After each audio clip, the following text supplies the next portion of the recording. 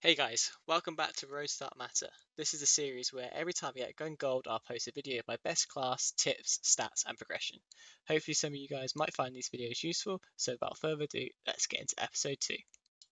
This episode is all about the M16.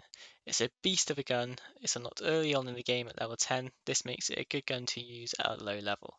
The M16 is the second tactical rifle you unlock and is also a 3-round burst gun. One of the things that makes this gun amazing is the fact that you have the possibility of killing someone in those 3 bullets, which is insane time to kill. The M16 isn't the best gun in the category in my opinion, but it is one of the best guns in the game currently, so I do recommend using this gun. Now onto the class and attachments I use. Right, so here is my class. It's pretty standard across all my classes to be fair.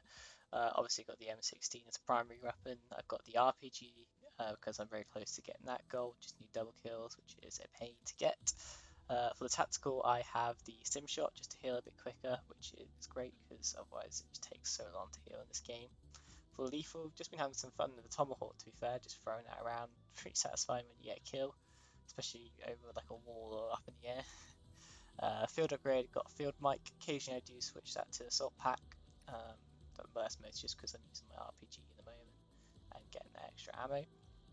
For the perks, I use the wildcard perk greed, which allows you to equip an extra perk from each perk category. The perks that I have are flat jacket to reduce incoming like grenade damage, explosion damage, tactical mask to stop stuns and flashes being annoying, scavenger to replenish ammo when I'm on a streak, quartermaster to replenish my sim shots, ninja and ghost. Ninja just so I can have quieter footsteps, and ghost to appear off the map. I'll say they're probably the two most important perks in those classes. It's always good to have that. Right, let's get into the attachments. So for the M16, I use an optic. I don't like the default scope there has on it. So I either use the quit.led or I've been recently using this Hollow Scout sight. Just seems quite clean and easy to use, which is exactly what I wanted it for. But added thing, the reticle I use at the moment is this little triangle. I haven't unlocked all the ones yet, as you can see, but I probably would use this crosshair dot or maybe the plus when I unlock it. Let's go back into it. So for the barrel, I use a 20.5-inch task force, just the extra damage, the extra range, etc. There isn't really much recoil with this gun, so the cons for the recoil don't really seem to affect it in my opinion, but you guys might experience it, so maybe we're trying something else there. But for the magazine, I use the Salvo 54 round fast mag. Just having that extra bullets in the gun and reloading quicker is always a great. The only downside is it does have an extra 25% on your aim down sight time, but I seem to like this. You might want to change it to a 45 round speed mag if you want to have less aim down sight time, but I don't really notice much difference, so I just run the 54. For the handle, I have the airborne elastic wrap, aim down sight time increase, so counteracting what we basically did in that last one.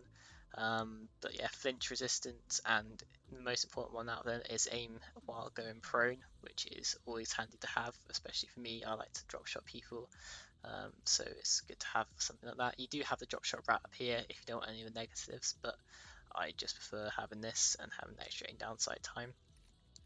For the stock, I used a buffer tube. It's just to increase my sprint to fire time, which is always good. I'm sprinting around everywhere like a maniac, so it's always good to have that. The only negative, obviously, that one is hip fire accuracy, which I don't really tend to spray from the hip with this gun. You kind of want to be pushing maybe the corners, but not like running into people. But it can kill people in 3 rounds, so this is always good. Close range as well. But yeah, that's pretty much all the attachments for that gun. Right, so on to the camos. So the first camo you have to do is get 300 eliminations, which is easy. You probably get this before your gun reaches max level, so that's a really nice and easy one to start off with. Get 100 headshots. For me, this is quite easy. The recoil on the gun kicks up, so you normally might get a headshot with the last bullet. But if you are struggling with this, if you come up behind someone, just aim for the head rather than shooting in the back straight away. Just take your time, get an easy headshot. Next one is 5 kills without dying 20 times. This might come naturally to you if you are a good player, but if you're not, if you notice you're on like a 3 kill streak, just sit back a bit more, play a bit more passive, try to pick people off from a distance and get those extra 2 kills, need the 5 kills. Next one is long shots. I think for mine, I went into combined arms. There's lots of long ranges in that mode, so it's a good one to get long shot medals in. Next one is kill 75 enemies detected, stunned, or blinded by your score streaks, equipment, or field upgrades. So I just run UAV and then have the field mic, and especially now that Nuketown is in the playlist, if you put one inside the field mic inside one of the houses, it covers most of the area and someone's bound to push in, which you can get an easy kill towards this challenge. The next one is shoot and kill 50 enemies taking cover. I find this one's probably a bit of a pain. I just find that sometimes it's not tracking my kills against the cover. I'm not sure what percentage they have to be behind cover, but probably the way I got the last couple of kills for this, I think, were in Nuketown window, shooting across the other Nuketown window. Sometimes it counted, sometimes it's not. I'm not sure what's going on there, but it's maybe a bit of a hard one to do because obviously they're going to be behind cover and have a better advantage on you. But try to push people behind cover, catch them off guard, maybe gotta pick them off. But yeah, on to the last one of get 2 kills or more enemies rapidly 25 times. Quite easy, especially now Nuketown plays again, because you can most of the time run into 2 people at once, especially if you flank behind someone or catch someone in their spawn. You can definitely pick off 2 people quickly, which isn't a problem, which then unlocks the gold camo for the M16. Now on to the stats portion of the video. I am Prestige 3 level 100. I've spent 2 days, 2 hours and 51 minutes, which is quite a lot of time. But I have played 392 games. I've got a 1.45 win-to-loss ratio with 219 wins, 151 losses. Unfortunately on a 0 win streak at the moment, but I have bumped up my eliminations / death ratio to 1.5, which I'm hoping to keep above that, but unfortunately I've got to use guns that may drag that down. I have a total of 10,678 eliminations, which I finally reached that 10,000 mark, which is great. I've got a total of 571 score per minute, which is pretty good, I think. But I have been playing a lot of Nuketown, which bumped that up. Got a new higher kill streak of 24. Not quite a nuclear, but getting closer, which is good. My top weapons is the XM4, the M16 and the AUG. In my opinion, the AUG is probably the strongest gun at the moment. As you can see, I've made some progress on my challenges. Got 50% of career challenges done, 63% of battle hard challenges done, and I've completed 3 of the Dark Ops challenges: Frenzy Killer, Mecha Killer, Ultra Killer. I think there's 8 rapid kills and then 8 plus, if I'm correct.